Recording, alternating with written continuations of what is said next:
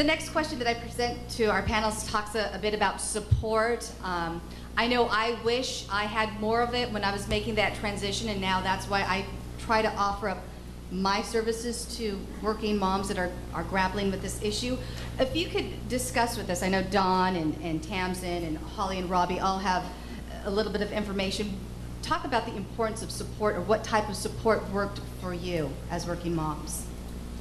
Well, I'll jump on that. I mean, I hope that for everyone who's here, you'll consider asking the question, if you don't have a working moms group in your workplace, of starting one. Because it's just been really wonderful. I did not start ours. A more senior mom to me did. We meet quarterly.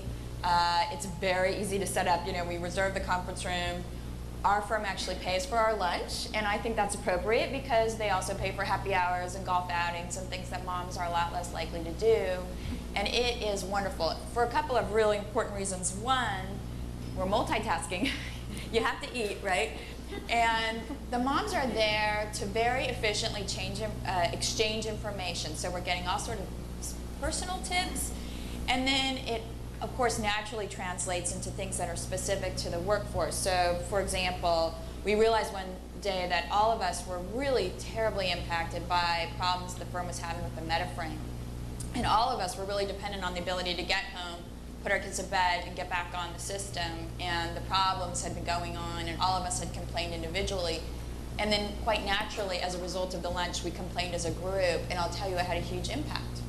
And we got that problem fixed. So, and then beyond that, you know, we're all very efficient about exchanging information, which I found at playgroups. I kind of always went in with these set of 5 questions I needed to get information on, but I felt like I had this secret agenda, you know, and you can just put it out there when you're a working mom, you know, okay, where do I go for stuff that will get crayons off my walls, you know, they're on it. So. Yeah, I also have a working moms group. I'm a consultant, so when I started doing independent consulting 5 years ago, it felt a little bit like the Wild West. I didn't really know very many people who'd gone down that path. And there were a lot of questions I had, you know, from big questions like how do you get clients to little questions like do you need insurance? Do you need a business license? What kind of computer are you using? What do you do when your computer breaks and you can't call IT and they don't come down the hall to fix it for you? And so finding a group of women that were in the same boat as me, and it ended up, we didn't exactly plan it this way, but there's, you know, about 6 of us, and a couple of them are here tonight, which is so nice, thank you. But we really support each other, and we talk about everything about our practice, about you know, how we price things, who our clients are, what our challenges are, who does childcare, what our backup childcare is, pretty much anything. We exchange, you know, who's helping you, you know, find furniture, where did you buy it, are they open late, you know, all those kinds of things. And so that's been probably the most helpful thing for me, is to have that group. We meet once a month. We don't have anybody to pay for it, so it's usually just coffee. For me, it's a nanny and friends. I work down in LA, but my kids are up here, so I'm back and forth every week in addition to other work travel. I only have my kids 50% of the time, but for that 50%, I want to maximize it. And so I have a nanny that makes lunches, picks the kids up, covers in case my plane is late, and cooks me dinner too. She's kind of a wife in a way. We drink wine together, it's very nice. And that's been finding a really good person that can understand better than you what you need and take care of it. And then I'm blessed to have friends and a sister. Jessica over there has taken my kids several times when I've needed a hand, and that support system's been invaluable. Dawn?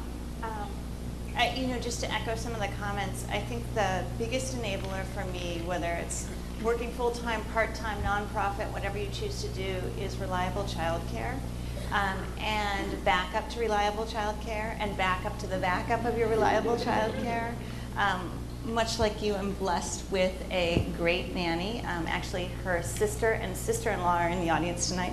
Both, one working mom, one soon-to-be a working mom. And that is an enabler to me that I am not worried about my kids during the day. And that's the only thing that helped me focus on working during the day or doing other things, knowing that they're in good care. And I've seen a lot of part-time, I've seen a lot of working moms kind of crumble when their child care network doesn't work.